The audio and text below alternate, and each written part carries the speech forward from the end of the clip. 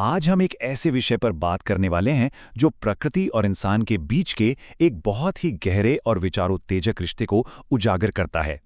आज के इस विश्लेषण में हम हिंदी साहित्य के एक बेहद क्लासिक निबंध शिरीष के फूल की गहराई में उतरेंगे।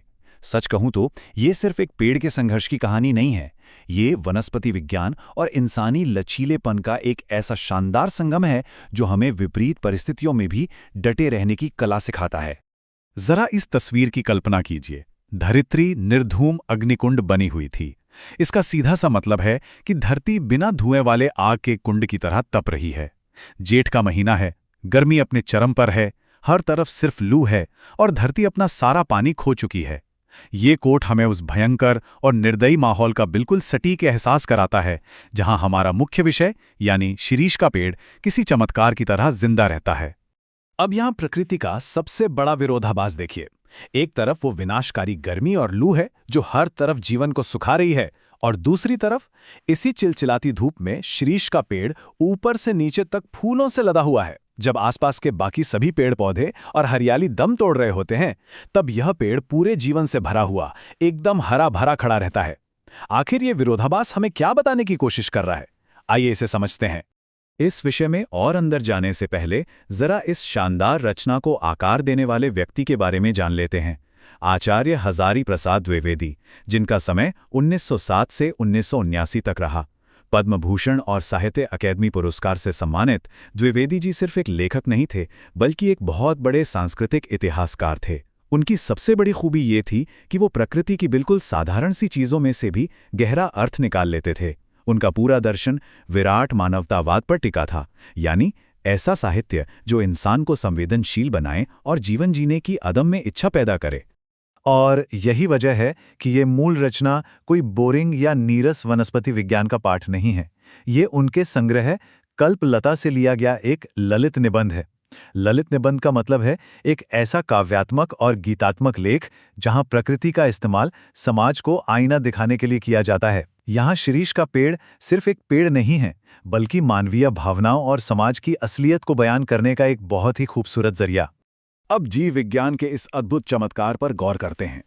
एक तरफ हैं शिरीष के बेहद कोमल फूल, इतने नाजुक कि महान प्राचीन कवि कालिदास ने कहा था कि ये सिर्फ भंवरों के पैरों का कोमल दबाव ही सह सकते हैं, पक्षियों का तो बिल्कुल नहीं।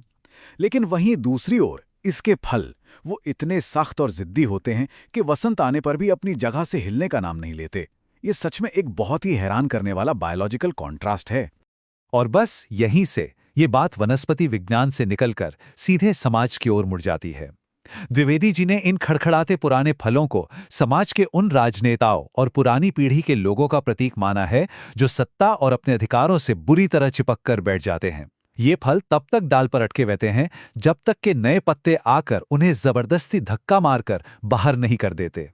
ये पुरानी पीढ़ी की सत्ता की भूख पर एक जबरदस्त व्यंग है। इस सच्चाई को और भी पुख्ता करने के लिए निबंध में तुलसीदास जी की एक कमाल की पंक्ति दी गई है। जो फरा सुझरा, जो बरा सुबुताना, यानी जो खिला है उसका गिरना तय है, जो जला है उसका बुझना तय है। समय का पहिया घूमता ही है और बदलाव इस संसार का सबसे बड़ा सत्य है। लेकिन वो जिद्दी फल अपनी अज्ञानता में इस अटल सत्य को नजरअंदाज करने की कोशिश करते रहते हैं। तो सवाल ये उठता है कि इस निरंतर बदलते और डरा देने वाले माहौल में कोई स्थिरता कैसे पा सकता है? इसका जवाब इस एक महत्वपूर्ण शब्द में छिपा है, अवधूत। अवधूत एक ऐसा सन्यासी होता है जो बाहरी दुनिया के सुख, दुख, लगाव और नफा नुकसान से पूरी तरह मुक्त होता है। और यही वो दार्शनिक पुल है जो इस निबंध में शिरीष के पेड़ को, महान कवियों को और ऐतिहासिक नायकों को एक साथ जुड़ता है। इसी अवधूत की अवधारणा से एक बहुत बड़ा सवाल खड़ा होता है। जब आसमान से आग बरस रही हो और जमीन भट्ठी की तरह धधक रही हो, तब भी ये शिरीष का पेड़ इतना जीवंत और हरा भरा कैसे रह पाता है? वो कौन सी शक्ति है जो इसे इतनी कठोर परिस्थितियों में भी हार नहीं मानने देती? चलिए इस राज से पर्दा उठाते हैं। निबंध में एक वनस्पति शास्त्री के जरिए इसका जो जवाब दिया गया है वो सच में हैरान करने वाला है। शिरीष उस विशेष श्रेणी का पेड़ है जो अपना पोषण, अपना रस सीधे वायुमंडल से खींचता है। जमीन सूख भी जाए तो वो हवा से अपनी जीवन शक्ति बटोर लेता है। और यह बिल्कुल एक अवधूत के स्वभाव जैसा है, जो बाहर की भयंकर हलचल से परेशान हुए बिना अपने आसपास के तप्त वातावरण से ही ऊर्जा खींच लेता है। और पता है, यही अवधूत वाला स्वभाव एक सच्चे कवि के लिए भी बहुत जरूरी है। लेखक ने यहाँ कवियों की बड़ी दिलचस्प तुलना की है। एक और कबीर हैं जो अपने फकड़ यानी बेपरवाह अंदाज के लिए जाने जाते हैं, और दूसरी ओर हैं कालिदास, जो एक अनासक्त योगी की तरह हैं। लेखक का साफ मानना है कि दुनिया की सबसे महान और अमर रचनाएं ऐसे ही विरक्त लोगों के मन से निकलती हैं। जो दुनिया के हिसाब किताब में उलझ गया, वो कभी इतनी गहरी कला नहीं रच सकता। इस बात को साबित करने के लिए निबंध में एक बहुत ही खूबसूरत किस्सा है। राजा दुष्यंत अपनी शकुंतला का चित्र बना रहे थे, लेकिन उन्हें बार बार लग रहा था कि चित्र में कुछ कमी है। आखिर में उन्हें याद आया कि उन्होंने शकुंतला के कान में वो शिरीष का फूल तो बनाया ही नहीं। कालिदास की ये अनासक्त नजर ही थी जो सौंदर्य के बाहरी आवरण को भेद कर उसकी असली गहराई को देख पाई। बिना विरक्ति के ऐसी दृष्टि मिलना नामुमकिन है। चलिए अब जरा इतिहास के पन्नों को पलटते हैं और देखते हैं कि लेखक ये सब किस दौर में लिख रहे थे। उस समय देश में चारों ओर मार काट, आगजनी और लूटपाट का माहौल था। ये समाज के लिए सचमुच की वो तपती हुई लू और अग्निकुंड था जिसका जिक्र शुरुआत में हुआ था। पूरे वायुमंडल में हिंसा का जहर घुला हुआ था और ये एक बेहद अंधकारमय समय था। और इसी भयंकर उथल-पुथल वाले ऐतिहासिक माहौल में निबंध का सबसे शक्तिशाली विचार सामने आता है। लेखक निष्पक्ष रूप से महात्मा गांधी को उस समय का सबसे बड़ा अवधूत और शिरीष के फूल का मानवीय अवतार मानते हैं। जरा सोचिए, जिस तरह शिरीष का पेड़ तपती लू के बीच वायुमंडल से रस खींचकर खिलता है, ठीक उसी तरह गांधी जी ने उस मारकाट और हिंसा के बीच अपनी आध्यात्मिक ऊर्जा खींची। वो बाहर से शिरीष के फूल की तरह बेहद कोमल थे, लेकिन भीतर से एक चट्टान की तरह अटल। इस पूरी चर्चा को समेटते हुए गुरुदेव रविंद्रनाथ टैगोर की एक बात यहाँ बिल्कुल सटीक बैठती है, वो इशारा है।